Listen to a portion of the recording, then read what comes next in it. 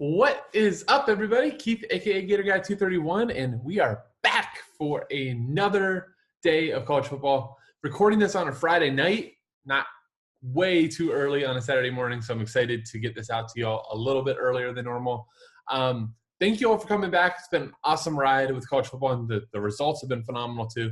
Hope you guys had a good last week. Definitely was a great FSI. We got on a lot of the good plays. So just two quick reminders. One, if you are interested in getting information on every college football slate, including the ones that just happened tonight, Thursday night, all the showdowns, all the different slates throughout Saturday, make sure you check out the site. There's a link in the bio, or I'm sorry, in the details to get on. And then the other thing, and there is no cost to this, is we are trying to get to 1,000 subscribers as quick as possible. And to do so, we have a $100 free giveaway to one lucky person that subscribes to this channel and retweets our tweet. The tweet is in the details as well. So do that. Hit that bottom right subscribe button. Enter a chance to win $100 PayPal cash into your account. That's the advertisements. We have 13 games to get into, so let's jump right into the picks. Let me pull up my screen, and let's kind of just go from there. So I just want to start out with this and kind of tell you all how I'm going to build, because there's not a ton of college football content out there. I always Google a little bit before I get on just to make sure like the picks that I'm on aren't like I haven't like just missed anything. And I think the way I'm building is going to be potentially different from a lot of people out there. So it's either going to be really good or potentially really rough. So I think what I'm going to do is this. I'm looking likely to play the two bell cow running backs. So I'll just jump there now.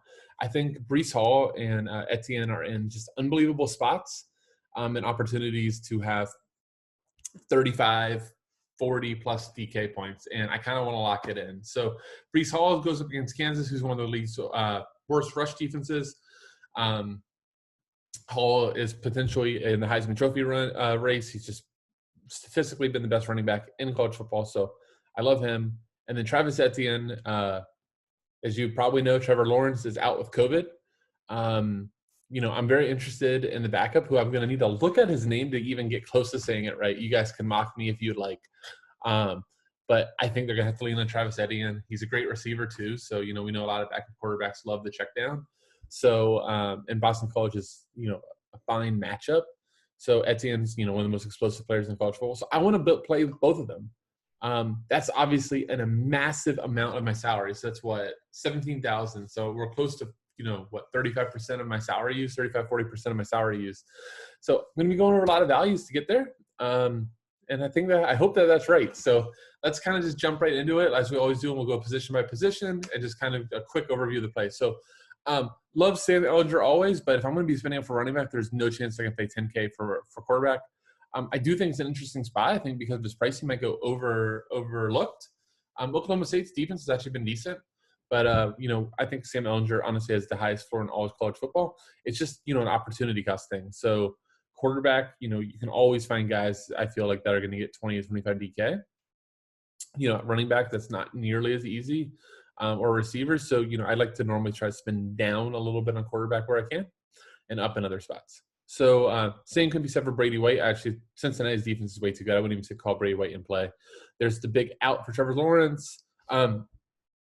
Let's go down. I think I should say this now because that almost threw me off.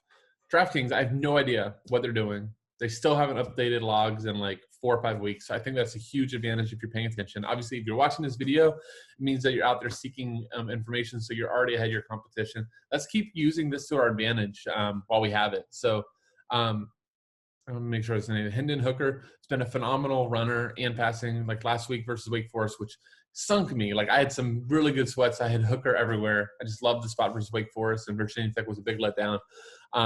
But 17 for 33, 223 yards. Then he also has 17 carries for 98 yards. So, we love these dual threat quarterbacks that give us such a good floor.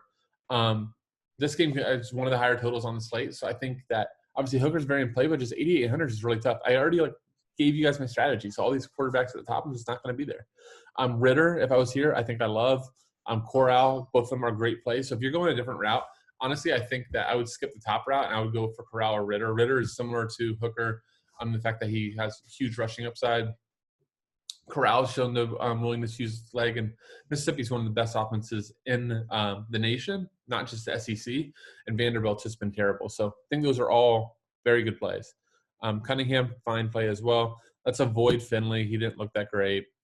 Brock Purdy, I think it's going to be the Breece Hall show, so I don't need to mix in Purdy. Bo Nix is fine. I think, really low owned spot versus an LSU defense that's looked very shaky.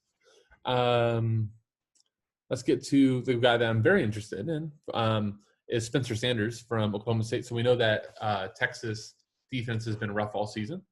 Spencer Sanders is another one of these dual threat guys. So, last week, 20 for 29, 235 yards and a touchdown, and 71 yards on the ground with a score as well. Just always been a guy that, when he gets cheap enough in a good matchup, I like going to. And at 6,600, I think he makes a ton of sense. Along those same notes, I skipped over him. How dare me? So one of the guys I'm definitely looking forward to is DJ. Here we go. Ugalele. You guys can reply in the comments if I came even close. I did not rehearse it. I purposely didn't want to look it up. I just wanted to see how bad I butchered it. But, former five-star guy from what I've read, with Lawrence out, is going to get his chance. Look, so many times, like these quarterbacks, are product of the system and product of a lot of the players around them, not than just talent. I'm not like trying to dig on Trevor Lawrence. Like, he's a phenomenal talent. But, we saw Kelly Bryant look phenomenal at Clemson. I'm blanking on, Deshaun Watson obviously is a phenomenal player. So Clemson's had a wealth of guys, but they also have a ton of skill guys around them. That makes, the quarterback's job even easier. So I really think that at 6,800, just a huge value to get for, explosive offense with just tons of superstar athletes. So I think I'm going to be playing DJ. Like pairing him with Sanders. If I can't get there, I think that Penix and Verdrell from the IU Rutgers game, both of those guys are way underpriced for their role in that game, being in the 50s. I think Verdrell I prefer. Just because he has rushing upside. So 6,100 to get a dual threat guy, I think that's really fine. Down here, I guess I should – Jeff Sims I love too. Most weeks. Notre Dame's defense is legit though, so I'll pass. I do think it makes me barf to ever notate any Vanderbilt plays, but I think the Vegas total on them is 21 or 24 points. It means they're going to have to score. Ole Miss has one of the best offenses in the nation, but one of the worst defenses. So if there's ever a time that Vandy could show up, maybe it's here. So Ken Seals, 5,000 for a starting quarterback. You could do worse. All right, top of the thing. I already talked about Breece Hall. I talked about Travis Etienne. So let me just skip down. I'm already kind of going over, so I'm trying to make this not too long. Brown, GPP. Hubbard, I always love. I think he's great leverage, but GPP for me. Herbert is where I think you start going to guys that, we probably should consider for cash. I think Louisville's defense has upside to be good. So, again, if I'm paying up, for GPPs, I guess these are all fine. But, in an optimal build, if I'm paying up, it's for Etienne Hall. So that means I need to skip down. Hawkins is great. I forgot to mention in the video last week. Felt like hell. I ended up playing him on my main, and he crushed. So sorry about that. It's never intentional if I overlook a guy. It's just – there's so many damn guys in these slates that as I'm doing these previews, it's hard to hit them all. The guy I want to mention next was Ely from Ole Miss. So I already talked about how bad Vanderbilt is. Here's the only thing I'll say: Ely is phenomenal. He's scored a touchdown almost every game this season, either catching or running. But it is a split. Ole Miss loves running the ball. So you have Snoop Connor, who's I'm going to be bringing up, but is almost $2,000 cheaper. And only, I think it's a 60-40 split. So I love the Ely matchup. He was right away one of the first guys I was targeting. And the more that I looked into it, did some talking with some others. I really think that, if you're going with an Ole Miss running back, that Snoop Connor might be the play because of, the cost savings. Not because I don't love the play. Maybe for GPP, you play Ely and Connor together. Pick one of Hall or Etienne, and then if you get somewhere, I'm not saying that Ely or Connor is going to outscore Etienne or Hall, but if you get in those range, so if it's Hall plus X wide receiver versus Ely plus Y wide receiver, and that combo of Ely plus Y is greater than the other one, then you immediately got some leverage, and potentially, you got a better score from a lower owned combo, which, for GPPs is what we're looking for. All right, let's go down. Davis Price is the guy to have from LSU. Definitely was more of the bell cow last week. Auburn's a good defense. I think that I'm just staying away from those guys. The guy I did want to bring up is Rodriguez Clark. It's been phenomenal this season. I think it's like every game over 90 to like 110 or 115 yards. But this matchup for Cincinnati is not one that I'm, wanting to like go overboard with the run game. I'm bring up some pass catchers later. But he's a fine play. I can't knock it too much. It's just I'm a matchup guy. So, if the matchup isn't really like optimal, I start doubting myself. And especially when you have 26 teams to choose from, you should feel pretty good about all your matchups in your lineup. Michigan wide running backs, I just want to bring this up. It was a disaster last week. I think it was like 6 or 7 guys had multiple carries. So Charbonnet, who, I thought was going to be like the lead guy and their feature back, he's just splitting with everybody. So I think Michigan's just a big old fade for me. Gardner is going to be a value play people were on last week. I don't think it's a great matchup again, but, we've seen Williams before he went down put up some big numbers for Kansas. Gardner's pretty talented, so 4,800 is really fair. And then last guy I just want to bring up is Snoop Connor. So last week, 13 for 75. If you go back game before, 21 for 128. This is a little secret if you don't want to go back and forth on your phone. A lot of times, shout out to RotoWire, who supplies all of the stats for DraftKings. They a lot of times have it here. And then 8 times for 25 versus Kentucky. So you still have a solid touch floor. He gets involved in the receiving game a bit, and he's 4,300 in a nut matchup. And look, if Ole Miss gets way ahead too, maybe he gets a little extra carry. So I really like that play, 4,300. Yeah, I think that's about it. I think Wakefield is, I think I read somewhere is supposed to be starting for Vanderbilt. 4,200 is fine, but, for the 100 more, I'm going to go Connor. All right, wide receiver. So this is going to be where the slate, I think in a lot of ways, is going to won and lost. There's obviously going to be some phenomenal wide receivers up top, but I will tell you the value tier of wide receivers is unbelievably good, and I'm going to spend a lot of time on that. So I'm just going to breeze over the top, and I want to get into the values. So Moore, Marshall, obviously 2 of the top 6 wide receivers in the nation, both in great matchups. If you can fit them, go for it. I think I didn't spend a ton on running back because there wasn't like a ton down on the bottom that I liked. So I like the top guys, and I think there's a ton of the bottom on wide receivers. So I'm going to go the bottom wide receiver. I don't know what the ownership is going to be like on Moore and Marshall. I'm assuming because the game logs are going to be high, but feel free. Sean Dykes is fine, but I think there's 2 other wide receivers that I like a lot more from Memphis. Tylan Wallace, I'll just throw this out there. It was like 2 years ago, he consistently broke slates. So if you want to stack him with Sanders in a game that could easily shoot out, I think that I really like that as a GPP look. Tutu Atwell was my guy last week. Thank God he had a big play. He only, I think, had 3 catches, but hit the 100-yard bonus, took 1 to the house. So that was very, very nice. More, you kind of want to fade with their receiving corps healthy. Rodgers is always fine. Jalen Reed was big for Michigan State last week in terms of targets, but tough matchup versus Michigan. Williams, unfortunately, he's not 4,800 in the easy lock like he was last week, but for 6,000, he's fine. Just my question is, if you end up going that route, Anthony Schwartz, I think it's Anthony. Let's see. There you go. Anthony Schwartz actually is getting a larger target share than Williams for 1,100 cheaper. So I would just go that route if I go there. Hutchinson's going to be going to have some ownership. Been really good for Iowa State. Hunter Long has been phenomenal for Boston College. It's just not the matchup. I never target guys versus Clemson. It's made me a lot of money so far. Let's keep it going that way. I skipped over the Georgia guys, but I think for GPP they're fine. I mentioned Shorts. Oh, geez, I went right past one of the guys that I love. So since Coxie declared for the NFL draft, Austin and the guy I'm bringing up shortly, 4,500 Washington, have been phenomenal for Memphis. And there's a really good chance that Memphis is chasing this game. Cincinnati's really good. The only hesitation I have is Cincinnati's really good, and their defense is really good. But since being thrust into a leading role, Austin was 6 for 184 last week, and then 9 for 151 versus UCF. So just some massive numbers. I think like I know there was 17 targets in there. I think the other one was 12. So he's getting targeted a ton.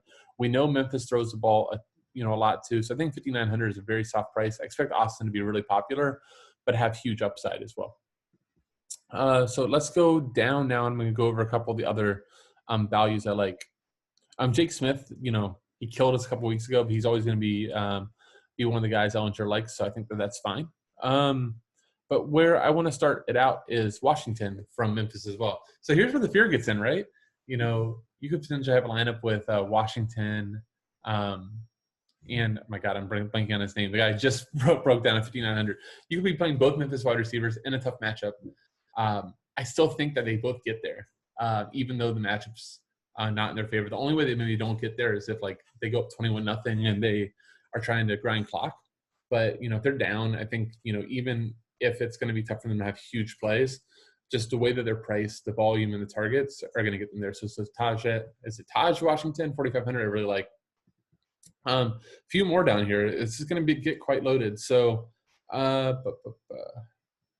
he's probably not going to make my lineup, but if you want a low-owned, high upside guy, where is he?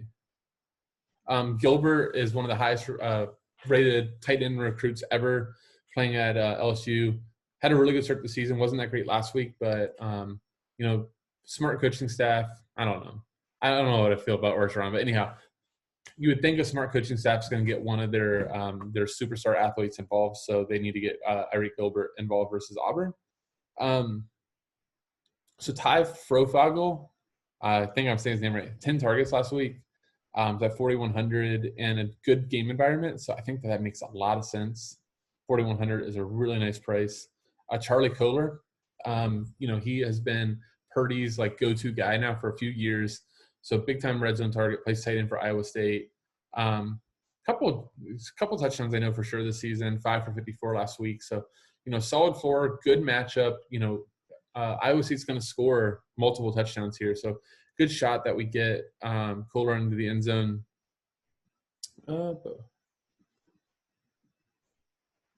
Let me just make sure. I'm trying to make sure I don't go over some of the guys I wanted to bring up. Another one is Aaron Kruschenk.